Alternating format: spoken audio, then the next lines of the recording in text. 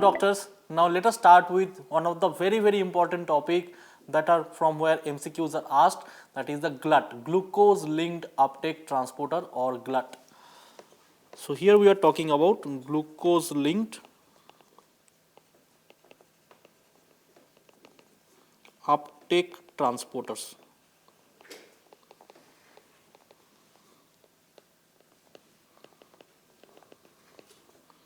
In short, these are known as GLUT. Very important point to understand. First thing first, please remember that whenever we talk about this glucose link uptake transporter, altogether we have 14 different types. Altogether we have 14 different types, but from the exam point of view we don't have to remember these many. So please remember, we have to remember only the first few important one. We have to remember only the 8 types. We will be remembering only 8 types as far as the MCQs are concerned. Now whenever we talk about the first important ones, please remember these GLUT or glucose linked uptake transporters, they are basically elaborated across various tissues, but in the exams the examiners basically want you to understand whether you know that one particular GLUT is found in maximum quantity in what of the tissues. So this is a very important point that we have to focus here, that we have GLUT1, GLUT2, GLUT3, GLUT4, GLUT5, GLUT6, so on. But GLUT1, it is found across many tissues. It is found in the brain, it is also found in RBC, it is also found in some extent in placenta, but out of this, where it is found maximum. Now in order to remember the maximum elaboration, we have to take the help of a mnemonic. Please remember, it is the Rani Lakshmi Bai made India successful. Made India successful. So please remember, very important point. This mnemonic is for understanding of the maximum elaboration of one particular GLUT. From R, if you talk about GLUT1, please remember R stands for it is found maximum in RBC. Then GLUT2, it is maximum found in case of liver. GLUT3, it is found maximum in brain. GLUT4, it is maximum found in skeletal muscle. GLUT5, it is basically found maximum in intestine, and GLUT6 maximum it is found in spleen. So very important, these are the maximum elaboration of this individual GLUT. Now whenever we talk about this is for GLUT1, this is for GLUT2, this is for GLUT3, this is for GLUT4, GLUT5 and GLUT6. Now apart from RBCs, please remember it is also found to some extent in brain, and also remember to some extent in placenta. Very important. Also found in kidney, also found in colon. Now these one that I am highlighting in white here, please remember these are the other regions where there is presence of this GLUT1. Similarly for liver also, please remember it is also found in pancreas and also found in the gallbladder. It is also found in the gallbladder. Pancreatic beta cells, also gallbladder, to some extent also in the small intestine and kidney. Now coming to the type 3, please remember apart from brain it is also found in kidney, also to some extent in the placenta. Now for the skeletal muscle, please remember it is also found in adipose tissue. It is also found in adipose tissue as well as in the cardiac muscle. Very important point. Now GLUT5, apart from small intestine, it is also found in some other tissues, even for the spleen. But basically the other regions for the elaboration of 1, 2, 3, 4 are important. So please remember Rani Lakshmi Bai made India successful. Maximum elaboration we have highlighted in the blue color: RBC, liver, brain, skeletal muscle, intestine and spleen. Now first thing first, please remember these GLUT4 where we are talking about These GLUT4, where we are basically talking about the skeletal muscle, adipose tissue and cardiac muscle, please remember this is insulin dependent. Very, very important point to understand that GLUT4 is insulin dependent. Insulin dependent. Very, very important point to understand. Whereas another important question comes, if you remember here we have talked about the pancreatic beta cells present where we have the GLUT2. Please remember the pancreatic beta cells, the uptake of these glucose, please remember it is not under the control of insulin. Very, very important point to understand. See, whenever we talk about the GLUT4 here, in GLUT4 it is basically found in case of skeletal muscle, it is found in adipose tissue and also in the cardiac muscle, and this is insulin dependent here. But whenever we talk about this GLUT2 that is found in liver, pancreatic beta cells, please remember pancreatic beta cells is the site from where the insulin is released, and that release is basically not under the control of insulin. So this is insulin independent. So here we have to remember this is insulin independent. Very, very important point.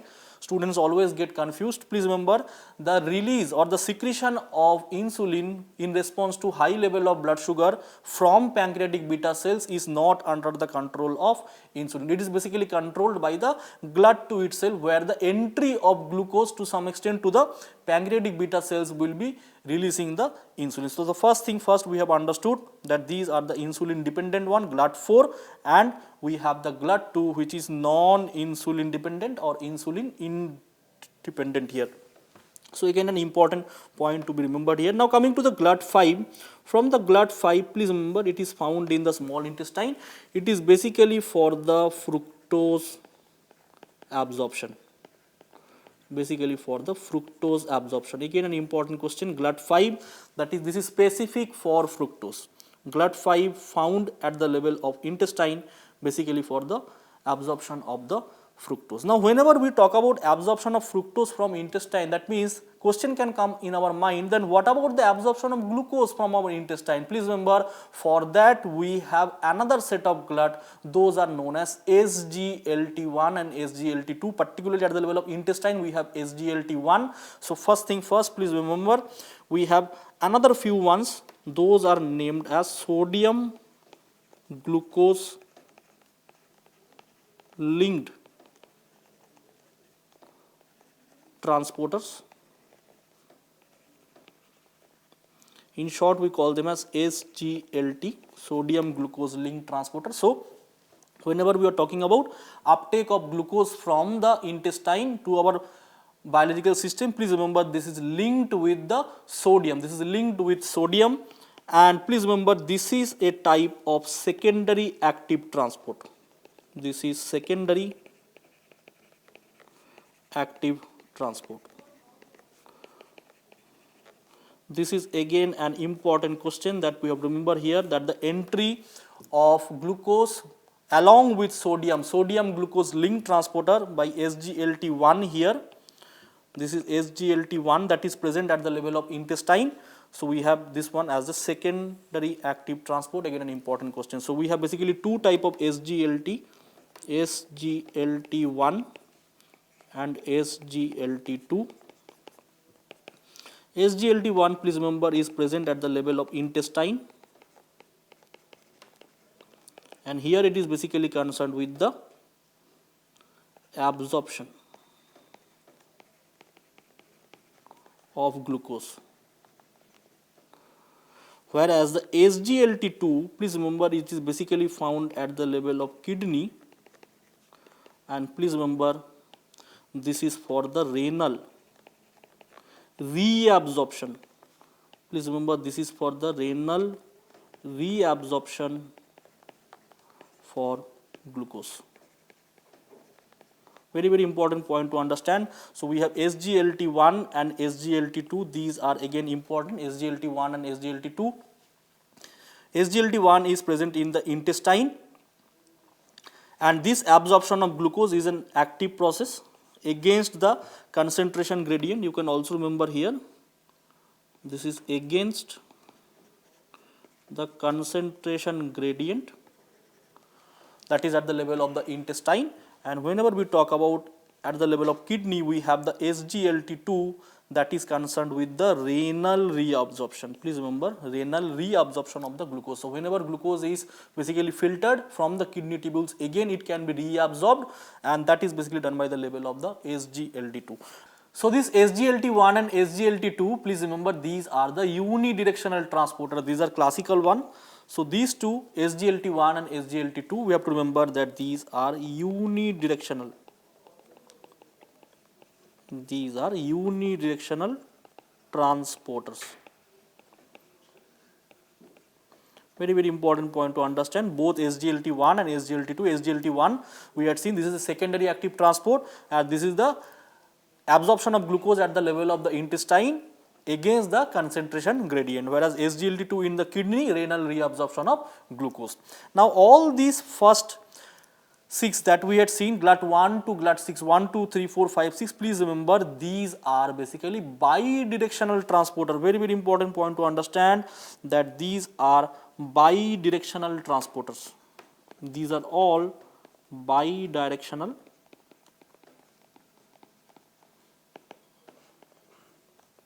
transporters, whereas SGLT1 and SGLT2, these are the unidirectional ones. So we have to remember that point as well. Now coming to SGLT2, please remember this SGLT2, if there is a defect in SGLT2, we have a clinical condition, defect in SGLT2. Please remember it is known as renal glycosuria. Renal glycosuria. See, whenever we talk about glycosuria or glucosuria, basically we can understand easily that these are the liberation or the excretion of glucose in urine, which is not considered as a normal. See, please remember first thing first, what is the renal threshold? The renal threshold for glucose, we all know it is the 180 milligram per deciliter. This we know from our basic understanding of MBBS, that renal threshold of glucose is 180 milligram per deciliter. That means whenever we have more than 180 milligram per deciliter of blood sugar level, we will be having some excretion of glucose in urine, and particularly those are seen in case of diabetic glycosuria. There is also a term known as diabetic glyco or glucosuria. Diabetic glycosuria. So in diabetes patients, we have the blood sugar level sometimes in a postprandial state more than 180 milligram per deciliter. So as it is more, so glucose will be filtered into the urine and will be coming out. So this is diabetic glycosuria. But we have another term that we are seeing here, defect in SGLT2 transporter. It will lead to renal glycosuria. Now what is this renal glycosuria? Please remember, in case of renal glycosuria, the threshold basically, the threshold for glucose is basically decreased. Threshold for glucose is decreased till the level of what? At the level of 155 milligram per deciliter. Please remember 155 milligram per deciliter. So what is happening in case of renal glycosuria? Due to the defect in SGLT2, the renal threshold, which is normally 180 milligram per deciliter, is now brought down till the level of 155 milligram per deciliter here. And what will happen whenever we are having blood sugar level? Whenever we are having blood sugar level more than 155 milligram per deciliter, there will be liberation of the glucose in urine. So glucose will be coming out even before it is reaching till the level of 180 milligram per deciliter, that is the normal threshold. But here, as the threshold has been brought down due to the defect in SGLT2, it will be coming out in urine earlier. So this is known as renal glycosuria. So we have to basically identify these two, renal glycosuria and diabetic glycosuria, and how we can do this. Please remember, basically diabetic glycosuria, we have to be cautious in case of the diabetic patients, but in renal glycosuria, basically we have to identify the defect of the SGLT2. In SGLT2, the threshold is brought down even before it is reaching the level of the 180 milligram, it will be starting to come out. Very, very important point, renal glycosuria versus the diabetic glycosuria. Apart from these two, we have got one more entity that is known as elementary glycosuria. We have elementary glycosuria. Please remember, in elementary glycosuria, this is basically seen in the postprandial state. Postprandial state. Whenever we are consuming an carbohydrate rich meal, what will happen? The SGLT1 will be able to function, and SGLT1 what will it do? It will drag lot of glucose into our bloodstream, and for certain time, let's say after 1.5 hours to 2 hours, during this postprandial state, what will happen? There will be some liberation of glucose in urine, because for some time it will be more than 180 milligram per deciliter, and if you do the Benedict test or renal glucose estimation during that postprandial state, we will be seeing that there will be glycosuria or glucosuria. But this is again different from the diabetic one. Diabetic glycosuria, whenever we are trying to estimate the reducing sugars or glucose in urine, it will be elevated, because in case of the diabetic patients, the blood sugar level is always more than 180 milligram per deciliter, and we will be having diabetic glycosuria.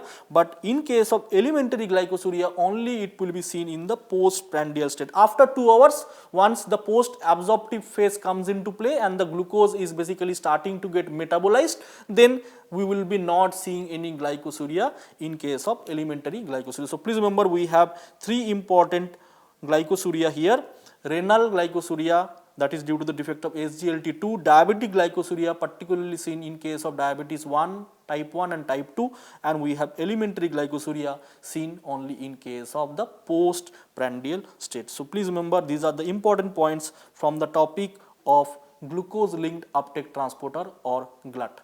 Thank you.